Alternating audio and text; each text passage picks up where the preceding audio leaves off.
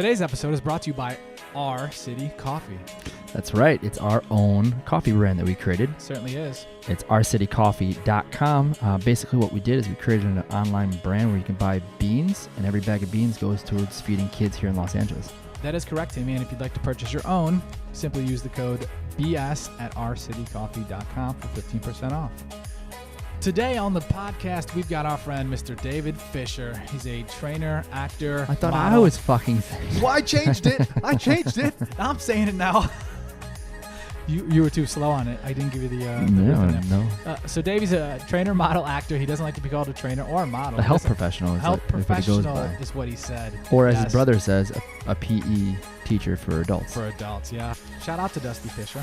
We talk about when he first came to LA and was basically homeless. He's a couch surfer. Found a gig that led to another gig. Started training. Got into modeling. Now he works with some of the biggest brands in the world. Continues to train. And also, we just filmed a new workout program with him a few weeks back that will be coming out within a few weeks, Timothy. That's right. You can go online and actually pre-register right now at daveyfisher.com. Use promo code Timothy. There's no promo code. But we hope you enjoyed the episode. Thank you for listening. David, what's up, dude? Not much, just... Welcome to my living room. Yeah, welcome to the potty. You guys got a great studio. Podcast studio. Yeah. That's how we do it. Love it. Well, thank you, dude. Let me turn this down just slightly. I don't have much spare time, but if I did, I feel like this is kind of how I'd spend it if I could. Yeah. Podcasting. Podcasting. Well, just just kind of shooting the shit. Yeah. Talking about. I think shooting the shit is one of the most fun things to possibly do. Yeah. And then record it. Mostly fitness, right? Just not a little bit of necessarily. Okay. Well, I mean, I guess the people we've talked to is the people we know at this point, which is people in fitness. Yeah. But not necessarily. Like, do you know Nora? Lauren's friend Nora DeKaiser? Probably. I have this bad habit of meeting somebody and it's instantly not remembering who they are the next time I see them, and then reintroducing themselves next time I see them. Yeah.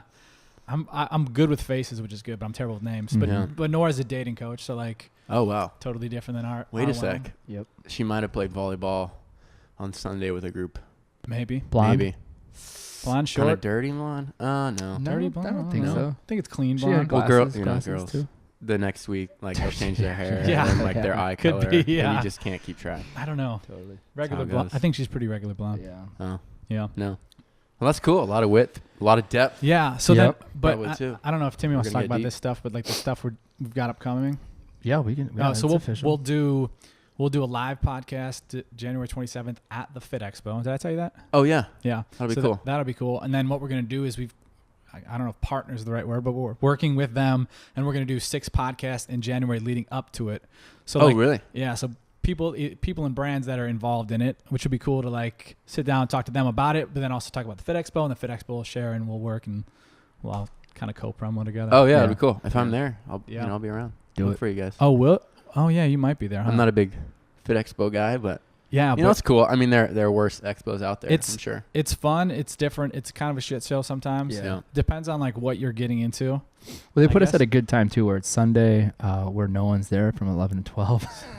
Yeah, that's a good time. Now it will be bumping. Yeah. No. Yeah, so it's not like where it's like a zoo time anywhere. So. No, it'll be cool. It'll be really cool, and a live audience. Yeah. Probably like 10 million people at or least, so. At least, yeah. At least. Really? Probably. I'm checking out. Probably like 12, but. Yeah, we've got 2 guests lined up that are really cool.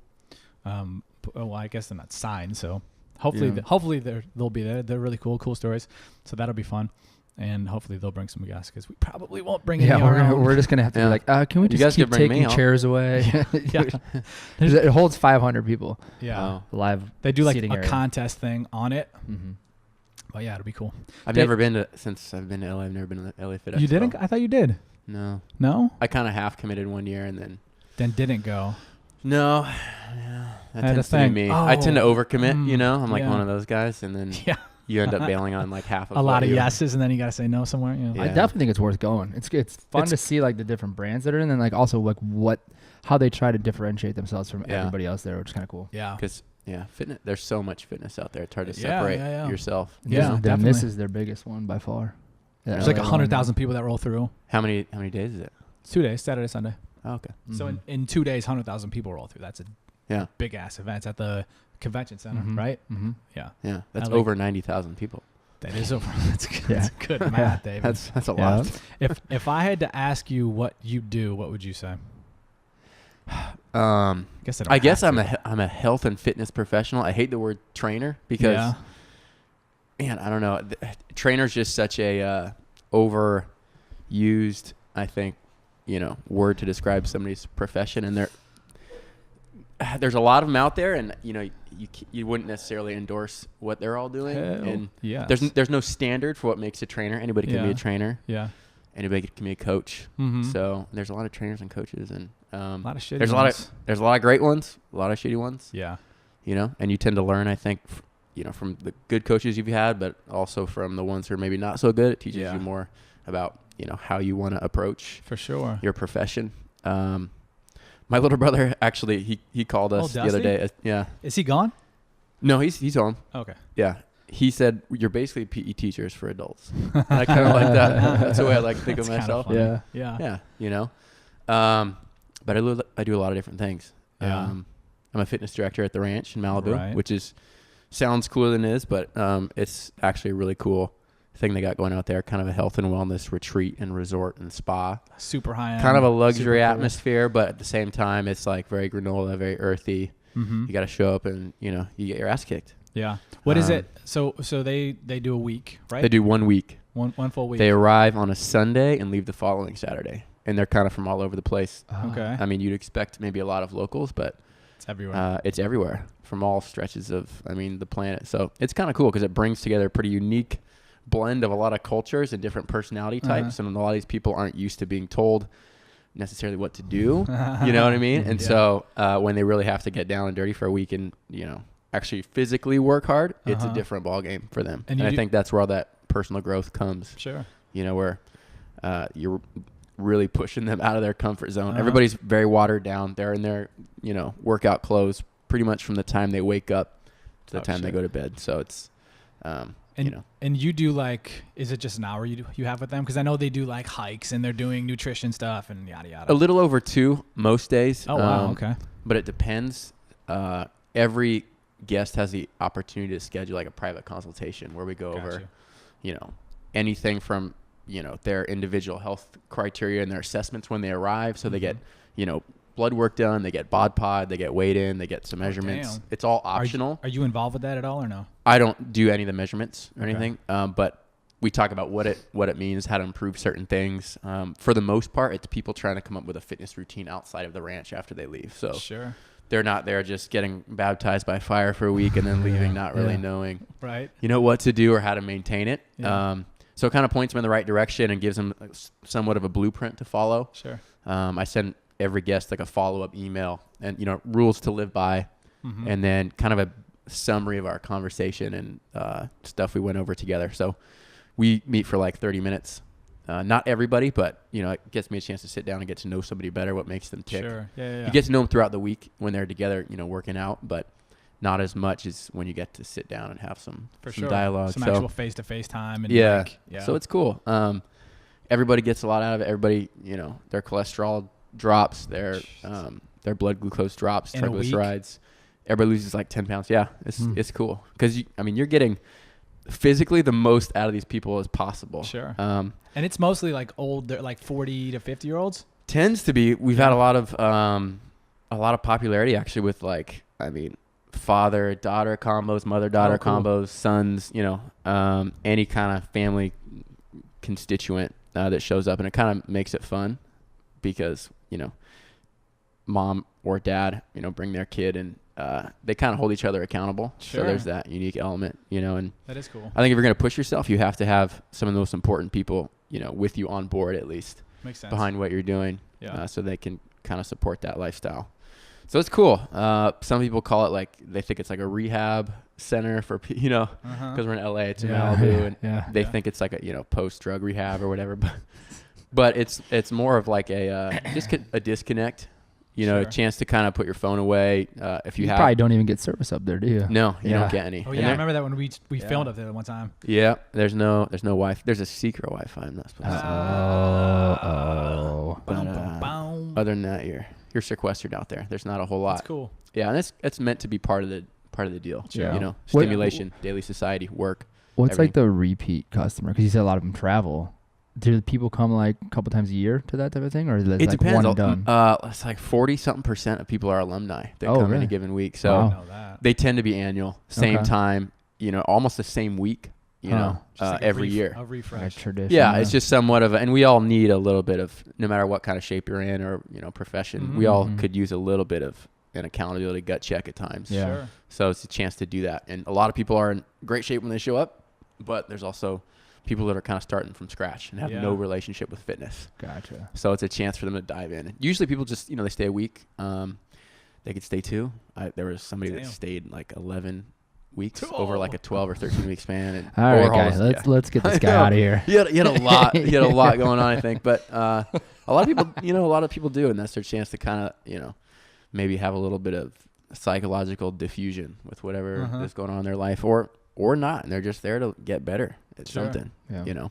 We all have something to get better at, so that's kind of the cool part about fitness. Yeah. So they hike every day at the crack of dawn. They do strength training with me in the afternoon. It's kind of a group fitness atmosphere where it's all strength training, and it's core and upper body based. A lot of kind of corrective exercise designed to get people to sit up, stand up straighter.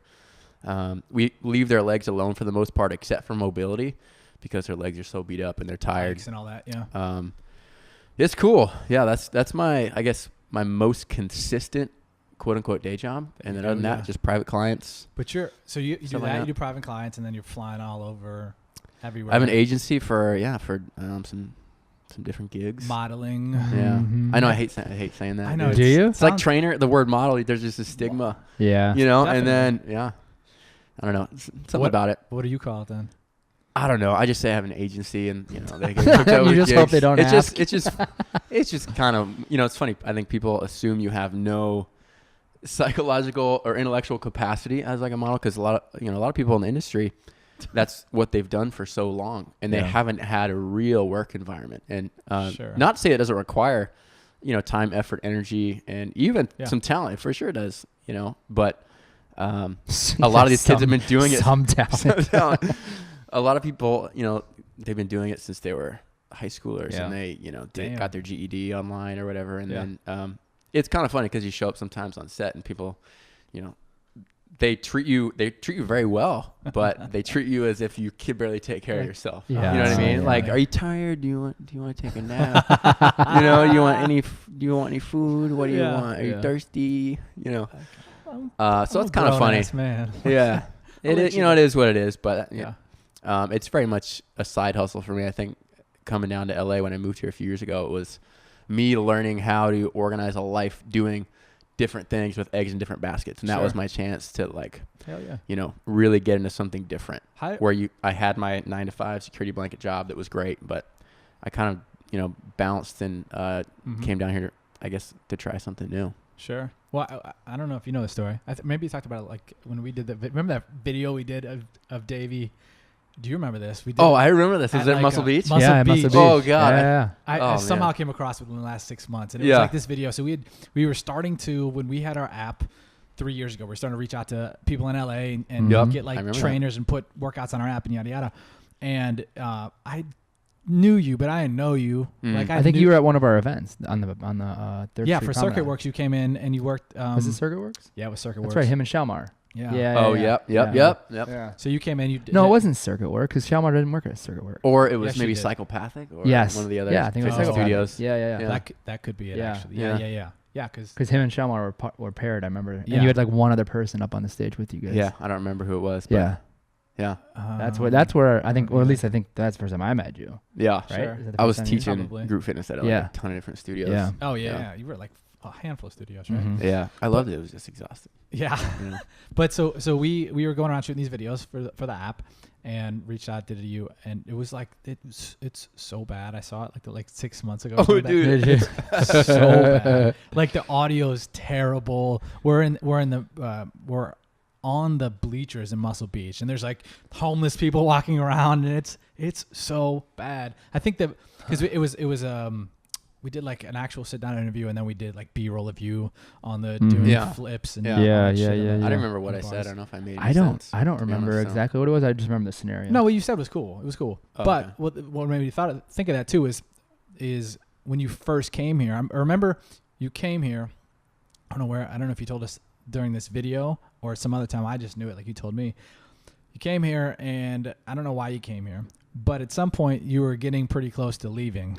Oh, and multiple times. Yeah. Yeah, like I think it was something like we'll tell the story. Like you were a week away from leaving or something like that, and you were basically homeless. Yeah, I mean, everybody's got their LA story, and it's been Yeah. hard for everybody. So it's not like I'm, trying to create this sob story, but we might cry. It flat out sucked. I think we talked about it early on too, because you kind of had a tough situation. I think you guys both sort of did. Mm-hmm. Yeah. And I think a lot of people do if they don't have a solid platform to land on. And Mm-hmm. I was kind of winging it. I was down here for a few months doing like a 90-day assistantship with a strength conditioning group that worked with the NFL Combine for 2015. Yeah. So okay. it was players getting ready for the draft. It was all performance conditioning and very much a seasonal gig, but I didn't get paid shit. I didn't, Like literally zero or just not literally much? zero. Okay. And I was paying rent in Seattle still. I was trying to, feel out LA. I had no intention of staying here, but I at least want to try something new, because I was doing more corporate wellness, really prescriptive kind of clinical environment. And Okay.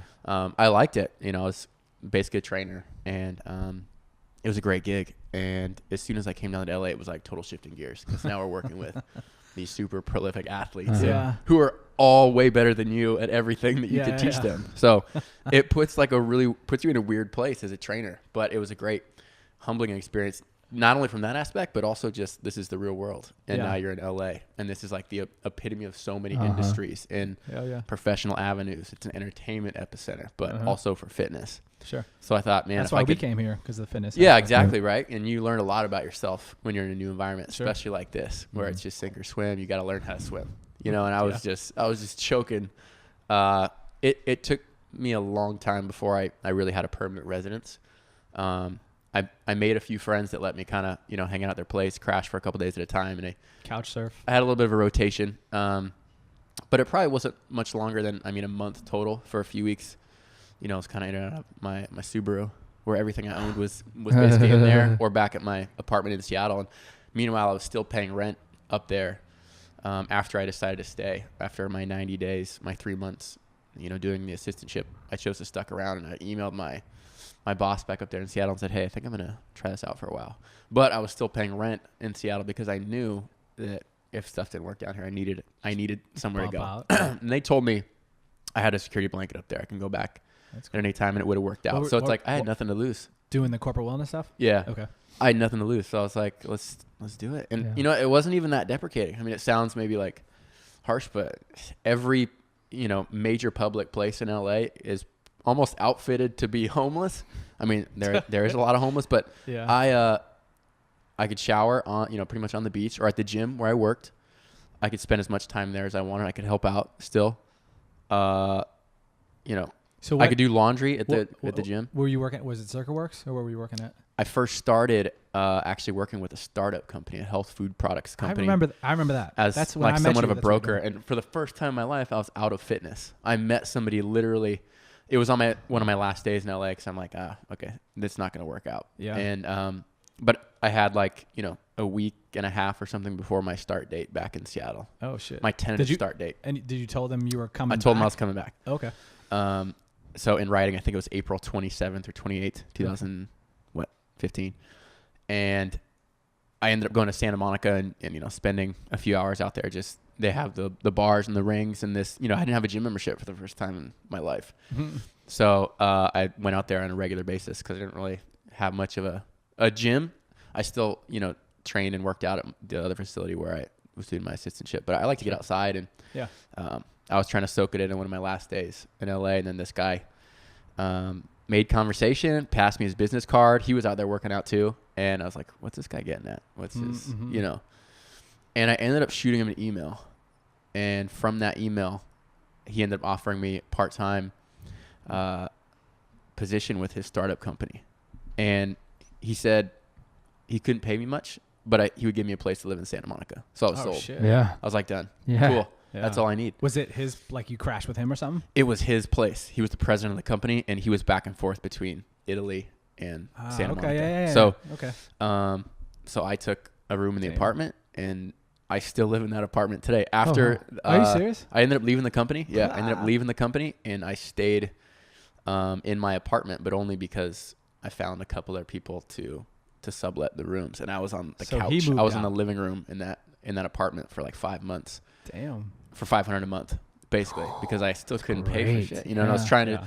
I dipped into my savings and had more credit card debt than I had in my bank, and I was super stressed out about it. Nobody really knew, because like, what would I gain out of that? And I don't want my parents freaking out. No, yeah. I'm not the kind of guy that's ever had debt. Never had debt, but I was in debt, and just struggling to figure it out financially. There wasn't much coming in with the startup company, but I had a place to live.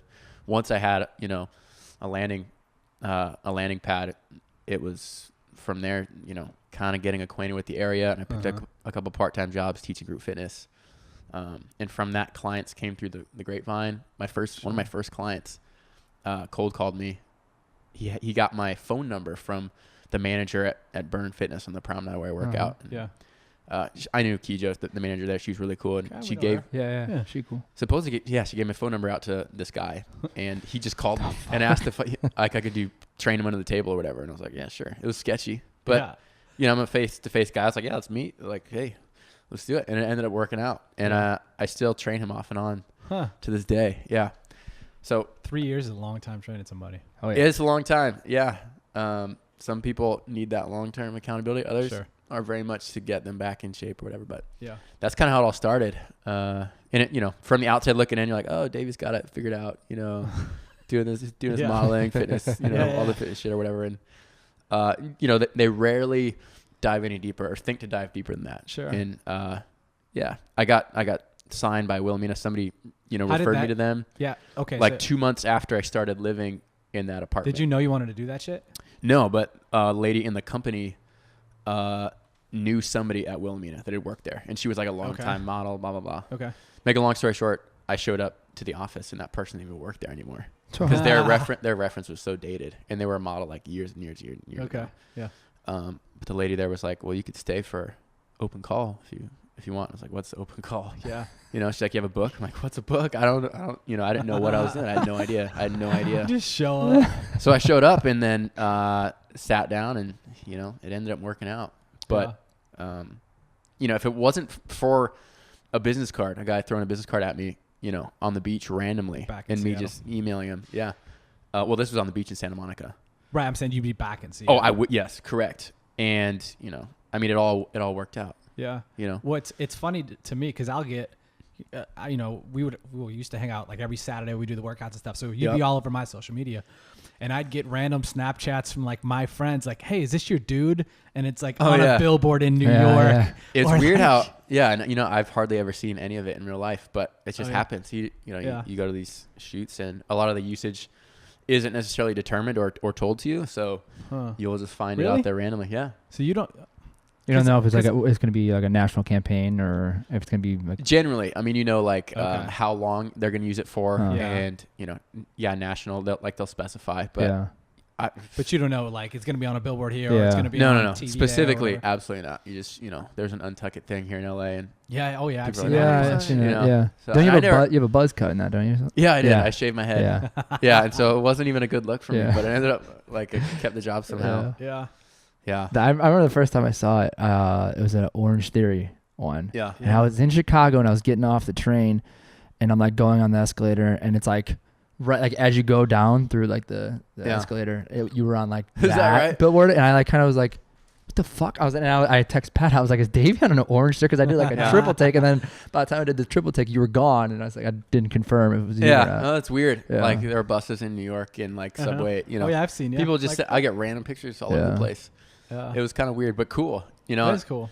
That was, as soon as that stuff started happening, I started picking up more private clients. I started maxing out my group fitness schedule, and because I was working a lot, but just for your time, not because people were like, oh my God, I see this guy in this thing. Yeah. And it just, that's the point I kind of knew that, I was going to make it. It was going to be all right. Yeah. But it took, from the time I got to LA, it was in January, to the following January, wasn't until, it took me a full year before I actually paid for a full room in terms of rent. Damn.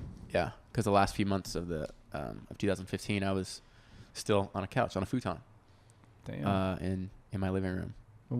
Currently, I'm on a couch. Yeah, we're on a futon. There you go. In my living room. In your living room, yeah. But I remember we kind of talked about some of our stuff, and I met you at a, I think originally it was at a Nike running event. Yeah. And I was like, damn, who's this fool with the beard? Yeah, bro. Man, running like and I was like, 1100 or whatever. And I was like, who's this fucking good looking dude with his shirt off running fast? Used to get sweaty out there, you know? I was like, fuck this guy. Let me race him in some shit. Yeah, and I was still, I mean, I don't know exactly when that was, but I was brand new in my apartment at that time. Damn. That was still, the early stages. Yeah. Balling on the budget. And you're just able to pay rent and be like, all right, I got it. I'm good. Yeah. Yeah, our landlord ended up giving us a pretty good deal on the lease. After I left the company, she said, well, do you want to stay here? I'm like, well, yeah, I want to stay here, but the company's paying for my lease. I can't afford it. And she's like, well, what can you afford? So I threw a number at her, and it wasn't all that far. It was definitely nuts. It was very generous. Yeah. She's like, all right, well, if you could find a couple of roommates to fill the lease by the end of the month, I'll let you live here for free. Damn. So I had like 3 weeks to find a roommate. Mm-hmm. Met a guy at the Apple store. Like less than a week later, he was my roommate. Yeah. Oh no. That's so funny. How did were you like walking around 3rd Street looking for a roommate? No, I was actually there. So I used to go sign on 3rd Street promenade. I mean, I was still like a total bum, even though I had a roof over my head. I would go to Coffee Bean a lot. I would go to the Apple store a lot, and I would use their computers because everything's super up to date. Mm-hmm. Email and everything. I didn't have my computer. Damn. So I would use their computers, and I would be posted up there for an hour and a half, 2 hours.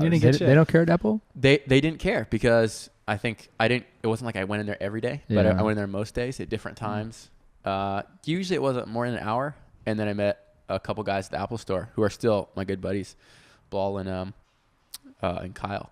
Huh. And they knew me, and I met a couple other guys there, and they were all cool. It's like, it's just Davey doing. And I was working. I was supposed to actually dress like well, so I had like a sport coat and a button up and slacks from Santa Monica Goodwill. Jesus. So you get dressed up like you're going to work. Like I'm going to work, and I walk over to the Apple store on the promenade, and it was like fake it till you make it. Nobody knew what I was doing. Oh, I was on my email. I was sending invoices or taking orders or whatever. I was like basically in sales, so I was learning how to do it pretty much on the fly. Yeah. Because it was a startup company, and you learn, tier by tier from the bottom up how stuff works. Yeah. This is how a transaction works in our business. So I literally delivered boxes. I did invoices. Everything. Yeah. And a lot of it was done in the 3rd Street Promenade Apple store, where I met my roommate. we would. This is such a cheap move, but this was our move. Timmy and I.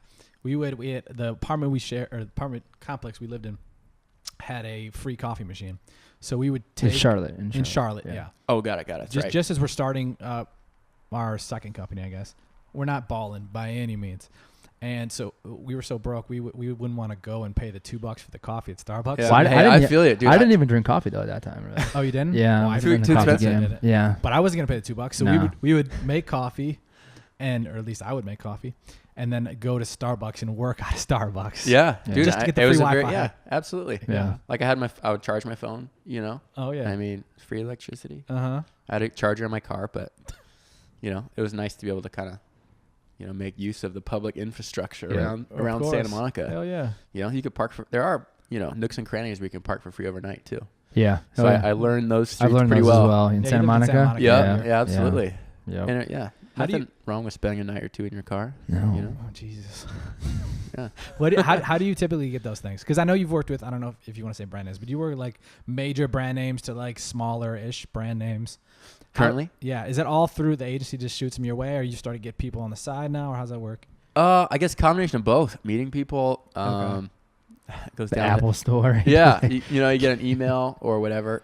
Somebody that knows somebody. But I guess in terms of the major gigs and like, the Billboard type stuff, absolutely. That's all agency. Yeah. They're pulling strings, and they put your face out there, and then you get an email or a phone call. Do they work actively, like Brand X or do they send people out to Brand X, or Brand X coming in and say this is the type of person we're looking for, and then shoot it your way? I think a little bit of both. They do their thing behind closed doors, and I'm so like, you don't know. I don't know. I'm not well versed in the process at all. I pretty much show up, and I've gotten super fortunate because I think it was a little bit less conventional than it usually is, where you go out to these, cattle call auditions, and it's like, you show up, there's like 20 something other guys wearing the same exact shirt, and, and the audition process and the whole, you just line up and just kind of one by one. I didn't really have the time for that. Sure. And that's kind of a slap in the face when you're talking to an agency, and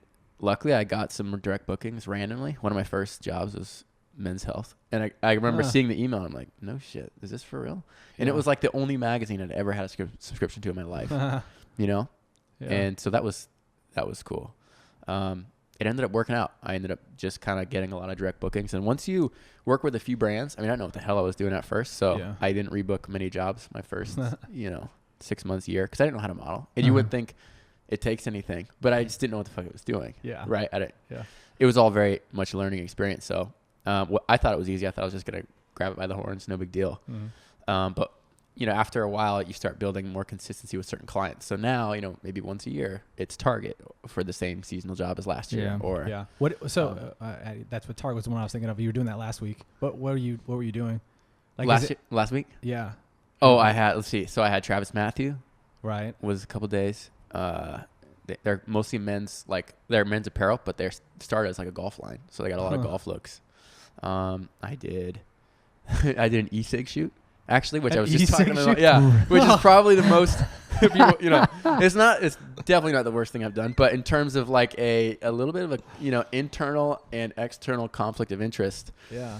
My mom texted me today something about Jewel and like they have bad publicity or something out there. I don't know. I mean, I don't keep up to date. I don't watch the news, but you're a trainer or a health professional, right? And then my face is out there now doing some e-cig content. That's so funny. I think it's healthier. I mean, tell me if I'm wrong. It's a healthier alternative to a majority of what you can smoke out there. Is it Jewel or is it different? It's not Jewel. Okay. It's a different one. I can't even remember the name, to be honest.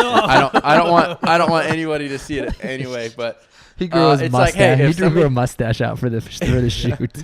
And everybody was kind of in the same boat when the talent, the models, they didn't really. That's so funny. Yeah, they didn't really do it. They've never really done it. But for the most part, you're just like. Did you have to smoke it? I think you're. Smoking blanks, essentially. Oh, nice. And they'll just photoshopping some. Well, no, there was actual vapor, so I guess it's like nicotine. There's just nicotine in there. Yeah. I don't smoke, so that was, I was coughing some up, and it was kind of a total noob, but I tried to make it look all Clint Eastwood. Eventually, I got it down, and Did you have? But they're just ripping off it for an hour and a half, and I think that's why it paid so well. Yeah. And I've seen enough jobs to where it's like you can give up a certain maybe rate or, a shoot, but, you put a certain dollar amount to anything and it's like, are people really going to judge me for this? I don't think the people that know me are, and that, which is all that I really care about, are going to go, man, Davey's really bottomed out. Yeah. He's not legit as I thought, so my clients wouldn't see it and be like, oh man, Davey, it'd be funny. It'd be funny. And I'm sure it's going to be out there, but it is what it is. Yeah. That'll be funny in like 3 months. We're driving. There could have, Oh yeah. I'm gonna go if I see the ad. I'm gonna go buy whatever the fuck it is. Right? Just tag me in it. Put it out there. Yeah, it's bound to be seen. But like, there are a lot worse things out there that I could shoot for. I'm sure from and I keep things very mainstream. So do you're most of your gigs then your agency gets you and you're like already got the gig, or is there like a couple people that they're trying to decipher between? So there's a couple. You either get booked direct, and they're very that's just based explicit on about that. They'll tell you basically. Yeah, or they'll say you're on hold for a job, and if you're on hold, it could be you and somebody else, or you and a half dozen other people. Gotcha. And then they'll just pick, and usually you're on hold for a day, 2 days, a few days, and then they'll confirm later. Gotcha. And if you never hear back, you just assume it didn't work out. Gotcha. You can't let it. Yeah. It's like it's not gonna hurt my feelings. Yeah. I think that's where people. They get overly wrapped up in it, and it's like they take it. There's a high level of self-consciousness with a lot of people who are full-time actors, full-time models, because that's all their identity is built on, not just professional, but there's a certain like construct of your sense of self that's wrapped up in these gigs, and so people don't get certain jobs or they get told no repeatedly. It's one of the only jobs where you're told no like 9 times out of 10. Yeah. And so it does create this, I think, unhealthy worldview with a lot of people. And it can be a little bit damaging. I mean, it sounds It sounds weird to say, but I feel like it's an epidemic out there. Yeah, I believe it. It does, and it's like that's why you got a lot of angry people out here in LA. Yeah, probably a lot of people who want to be actors and and it is tough, but that's why you got to have a side hustle. Yeah. If you work at Cheesecake Factory full time, and then you do a part-time model, don't say you're a model. Like that's you do model, but like you work at Cheesecake Factory. Yeah. Yeah. Like but it's just a side hustle, dude. Yeah. Like that's most people around here though. Yeah, don't try to impress anybody. Like come in with saying that's kind of a lot of LA is people. They have their 30-second elevator speech and they want you to take them seriously. It's like, dude, I don't. Sorry. Why haven't you done any, or have you done any acting? That sounded harsh, but a little bit. That they kind of intertwine a little bit. I think somebody bailed like at the last minute or got sick or something for a what was it? A Dave & Buster's commercial. Okay. So I got a call the night before. It was like after 8 p.m. And it was less than 12 hours before call time. It was 8 a.m. the next morning. Jesus. And they're like, "Hey, can you do a commercial tomorrow?" And like, "For what? What do you?" It's like, Who is Dave & Buster. It's local, blah blah. I was like, "Well, I work tomorrow. Like I do have clients. I have to go out to the ranch. Yeah. So I was like, well, let me get back to you. Like, okay, I gotta know soon though. I was like, well, okay, thanks for letting me know. So I texted a bunch of clients. I got coverage, and luckily I could make stuff Shift work some things sometimes. around. And for the most part, I'm in control of my own schedule. But I ended up showing up, and it ended up being my first commercial. I figured I'd never see it. Don't have cable. It was a lot of fun. Dave & Buster. It's like an adult arcade, right? So we're just playing games and screwing around. And then I don't know, maybe 4 or 5, 6 months goes by, and then I keep getting these texts and messages all over the place during the NBA finals. Like, dude, were you a Dave & Buster's commercial?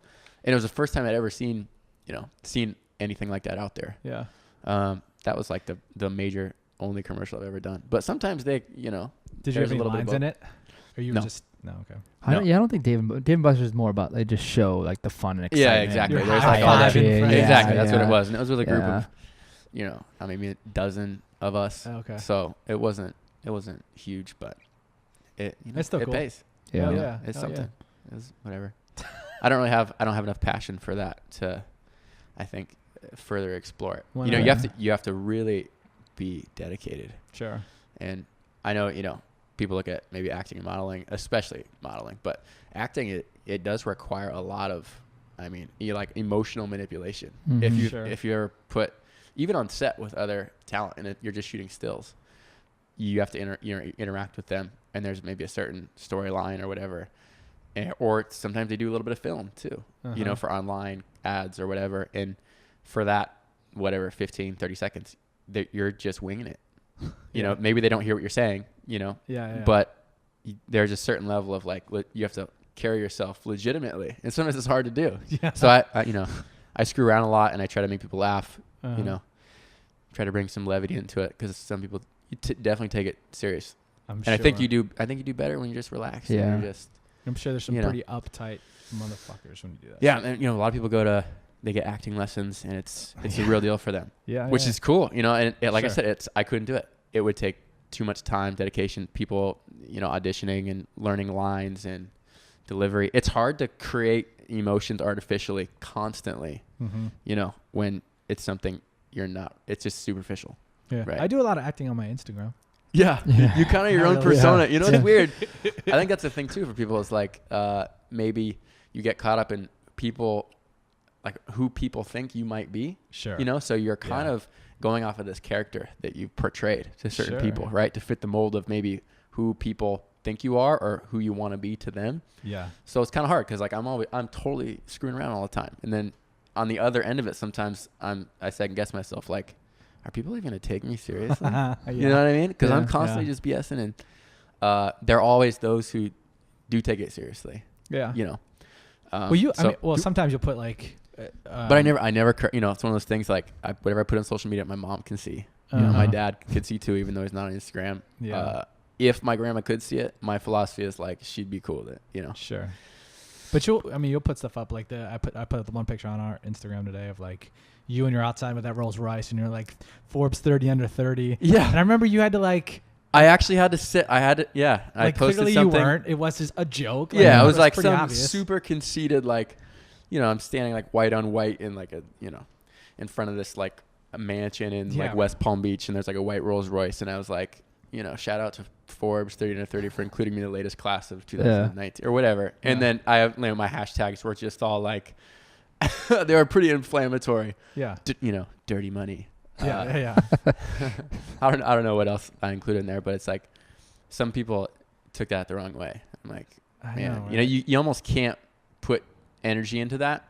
No, you could, you reply or whatever. Sorry you feel a certain way. Dude, but it's like, hey, kidding, bro. Chill. Yeah. You probably don't know me very well. Yeah. Everybody needs that. That's such an important human trait. Levity and motivation, I think, are two of the most important things, that you could portray on social media. Sure. Do you ever get like and honesty, obviously, too, but yeah. Do you ever get like a producer or director that, because you joke around and make people laugh and shit all the time on set, like, all right, fucker, like, come on, Dave, can we smack Davey around for a little bit? A couple times. There's some get him off people set that, like I said, they do take it seriously, but generally they like interaction. They like people to loosen up. There's maybe like 2 times where I like had to, be a little bit more serious. Put a whip I was like, on all right, I get what they're trying to do. So, I feel like yeah, that's so awkward though. Like it happens, but it is what it is. Yeah. I mean, you got to be able to put on different faces, and that's kind of your job. Yeah.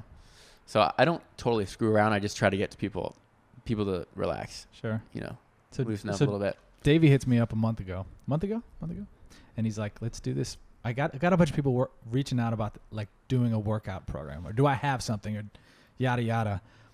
Was it a month ago, maybe? Yeah, something like that. Anyway. And I'd kind of been thinking about it for a lot longer since we did our ranch Well, I thing. guess we did. Yeah, we kind of did this like a year ago. I know, but it fell through. Not to any of our 3 faults.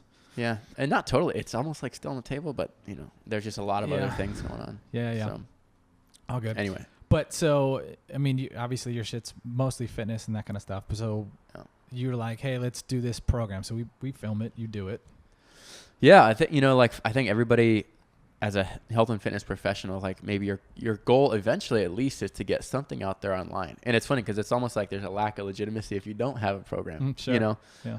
Missed opportunity. Or missed opportunity, right? I didn't want to be part of that group, but I also thought, man, for how much people use social media, could I maybe contribute to people's goals out there rather than just me doing my usual BS and posting pictures and doing what everybody else does. Yeah. And your Instagram is kind of your brand to that sense, but it's also a gateway to other things. So I think you can use it productively for like what we're doing for a website, right? Where it's like now people are gaining, something at least, or they have the option to. Yeah. Because man, everything out there is turning into just like all these shirtless selfies and booty pics. Mm-hmm. It's like there's just eye candy. And then at the end of the day, you're like, how much of that was productive for my brain? Yeah. Yeah. So somebody asked me like, I don't know, a couple months ago, what's your goal with social media? Like, do you have a goal? And I haven't really thought about it a lot, it kind of, and then it poses the question to you. You're like, well, I'd like to use it for, something positive. Yeah. People that, they could get something out of it. Mm-hmm. So that was kind of, where I started molding my brain for creating a program, something that people could, access almost anywhere as long as they have internet. Some of the basic stuff, bodyweight stuff, no equipment, more advanced stuff. I like that too because it's like a lot of people who see your shit. Most of your shit that you're posting of you physically doing is more intense, like crazy stuff. Yeah, and even like with private clients, I've gotten quite a few through just social media and referrals from people I've worked with on social media, blah blah blah. Yeah, and they're like, dude, I don't know if it's gonna be a good fit. I mean, I see the stuff you're doing, and it's just, and that's always a highlight reel, right? Instagram is, and a lot of that stuff isn't even really training to develop a lot of skills. It's more, it is that highlight reel, but it's also displaying those skills. Sure, that makes sense. It doesn't show the days that you're just working out like a regular person. Yeah. Right. There's that expression, do it for the gram, and it's prevalent in fitness, but it also works.